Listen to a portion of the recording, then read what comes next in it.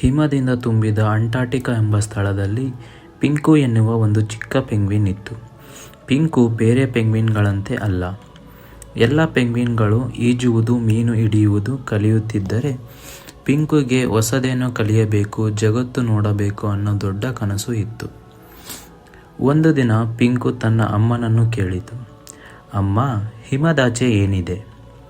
ಅಮ್ಮ ನಗುತ್ತಾ ಹೇಳಿದರು, ಅಲ್ಲಿ ದೊಡ್ಡ ಜಗತ್ತಿದೆ, ಆದರೆ ಧೈರ್ಯ ಬೇಕು. ಆ ದಿನದಿಂದ ಪಿಂಕು ಪ್ರತಿದಿನ ಹೆಚ್ಚು ಈಜುವುದು, ಹೆಚ್ಚು ಓಡುವುದು, ತನ್ನ ಭಯವನ್ನು ಗೆಲ್ಲುವುದನ್ನು ಕಲಿತ. ಒಂದು ದಿನ ಭಾರೀ ಬಿರುಗಾಳಿ ಬಂತು. ಎಲ್ಲ ಪೆಂಗ್ವಿನ್ಗಳು ಭಯದಿಂದ ಮರೆಮಾಚಿಕೊಂಡರು.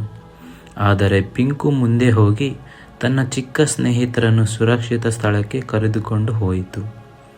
ಆ ದಿನ ಪಿಂಕುಗೆ ಎಲ್ಲರೂ ಅರಿತುಕೊಂಡರು, ಗಾತ್ರ ಮುಖ್ಯವಲ್ಲ, ಧೈರ್ಯ ಮುಖ್ಯ. ಪಿಂಕು ಆ ದಿನದಿಂದ ಒಂದು ಸಾಮಾನ್ಯ ಪೆಂಗ್ವಿನ್ ಅಲ್ಲ, ಎಲ್ಲರಿಗೂ ಪ್ರೇರಣೆಯ ನಾಯಕ ಆಯಿತು. ಇದರ ಸಂದೇಶ ಏನು ಎಂದರೆ, ನಿಮ್ಮ ಕನಸು ಎಷ್ಟೇ ದೊಡ್ಡದಾದರೂ ನಂಬಿಕೆ ಮತ್ತು ಧೈರ್ಯ ಇದ್ದರೆ ನೀವು ಖಂಡಿತ ಸಾಧಿಸುತ್ತೀರಿ.